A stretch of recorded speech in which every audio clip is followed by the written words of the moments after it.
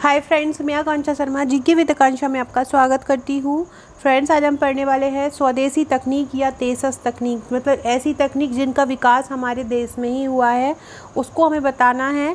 और अब तक का जो विकास हुआ है, मतलब भारत में जो विकास हुआ है उसमें हमको उदाहरण सहित समझाना है।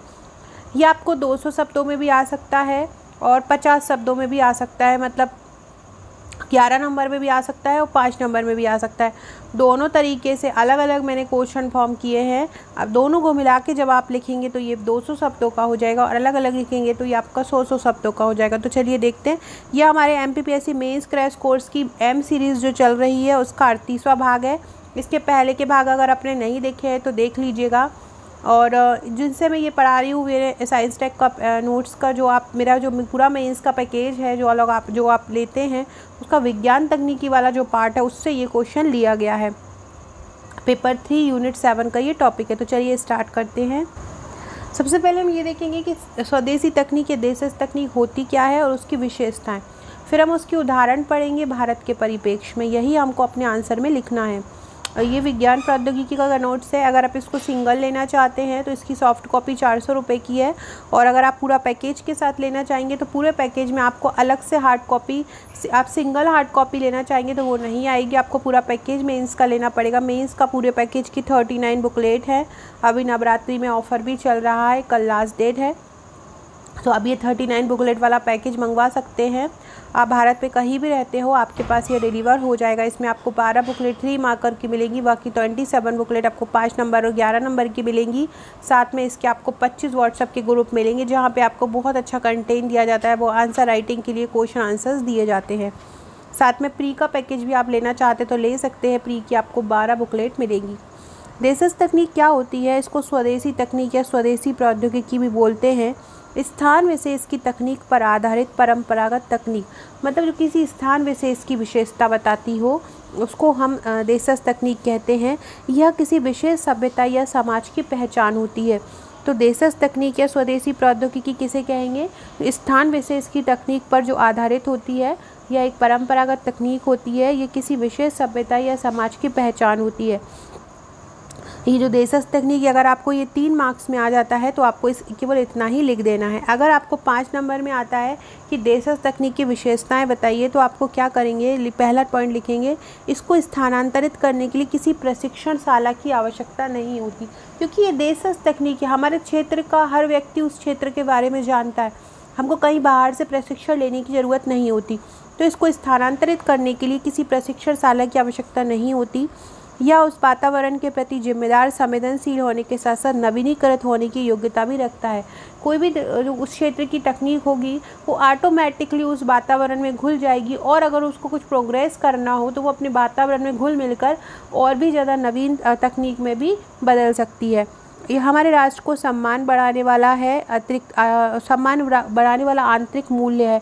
मतलब देशज तकनीक हमारे देश की कोई तकनीक है, जैसे कि हम कोई दवाई बनाते हैं, जैसे कोरोना काल में भी हमने दवाई बनाई थी तो विदेशों में तक गई थी, तो वो हमारी तकनीक थी, तो हमारा विदेशों में भी सम्मान होता है कि भारत ने ये तकनीक बनाई है। तो कोई भी तकनीक जो स्वदेश में बनती है, हमारे देश में बनती है, वो हमारे देश को सम्मान करवाती है। इसके द्वारा हम अपने पूर्वजों के ज्ञान की सार्थकता को अपनी अगली पीढ़ी को जैसा का तैसा स्थानांतरित कर सकते हैं। जैसा कि आयुर्वेद, आप देखिए, आयुर्वेद हमारे देश में बना है, हमारे पूर्वजों द्वारा बनाया हुआ है, और आज हम वैसा का ही वैसा उन्हीं के ही जो नुस्खे हैं उनको ही उपयोग कर रहे हैं। यह आंतरिक वातावरण के साथ संतुलन भी बनाता है। अब हम ये भारत के परिप्रेक्ष्य में इसके उदाहरण पढ़ेंगे। ये आपको ऐसा क्वेश्चन भी आ सकता है कि देशज तकनीक का विकास समझाओ। फ्रेंड्स, ये प्रश्नोत्तर श्रृंखला में आप देख रहे हैं और मेरे जो पूरा पैकेज है वो प्रश्नोत्तर श्रृंखला में ही है। एक टॉपिक से संबंधित जितना भी प्रश्न बन सकता है वो मैं देती हूँ। उसके अलावा भी कोई अगर मुझे लगता है तो वो मैं ग्रुप में करवा देती हूँ।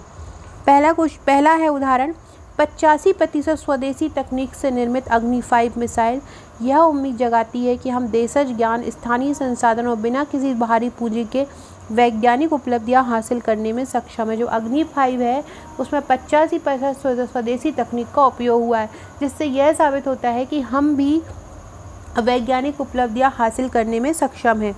दूसरा पॉइंट है, भारत में एकीकृत मिसाइल विकास कार्यक्रम की शुरुआत में इंदिरा गांधी के कार्यकाल में हुई थी। जो एकीकृत मिसाइल विकास कार्यक्रम में शुरुआत कब हुई थी? इंदिरा गांधी के समय हुई थी। इसका मुख्य उद्देश्य था देशज तकनीक और स्थानीय संसाधनों के आधार पर मिसाइल के क्षेत्र में आत्मनिर्भरता हासिल करना। मतलब देशीय तकनीक जो है और स्थानीय संसाधन है उनका हम उपयोग करके मिसाइल का जो क्षेत्र है उसमें हम आत्मनिर्भर बने, हम दूसरे देशों पर निर्भर ना रहें। इस परियोजना के अंतर्गत अग्नि, पृथ्वी, आकाश और त्रिशूल मिसाइलों का निर्माण किया गया। टैंकों को नष्ट करने वाली मिसाइल नाग भी इसी कार्यक्रम का हिस्सा है। ये हम भारत के परिप्रेक्ष्य में देशज तकनीक के उदाहरण पढ़ रहे हैं, जो भी देशज तकनीक का विकास हुआ है।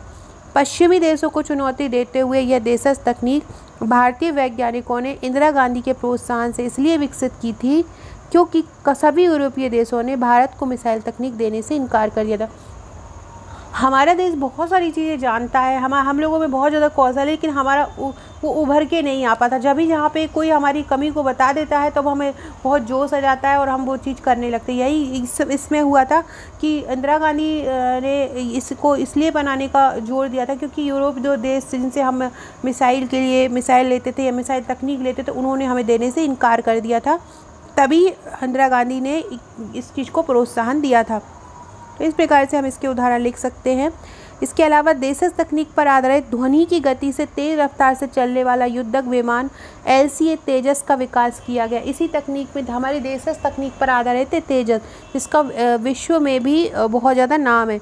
देशज तकनीक से विमान वाहक पोत INS विक्रांत का जो बिल्कुल पहला देशीय विमान वाहक पोत है, देशज तकनीक से निर्मित। हम पहले दूसरे देशों पर निर्भर रहते थे और ये INS विक्रांत पूरी तरह से हमारे देश द्वारा ही बना है, देशज तकनीक से ही बना है। हाइब्रिड बीजों और रसायन के इस्तेमाल के बजाय तुलनात्मक रूप से कम लागत पर उपलब्ध देशज बीजों से किसान दुगनी पैदावार उपजा सकता है।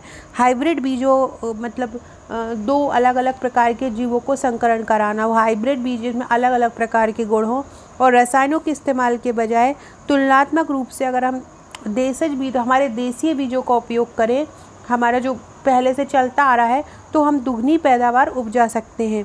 हाइब्रिड में किसान खुद असमंजस में होता है क्योंकि उसे खुद ही नहीं पता होता है कि क्या करना है। ये विदेशों की चीज़ें वो लोग ज़्यादा अनुकूल होते हैं, देशीय व्यक्ति उस चीज़ से उतने ज़्यादा अनुकूलित नहीं हो पाता है।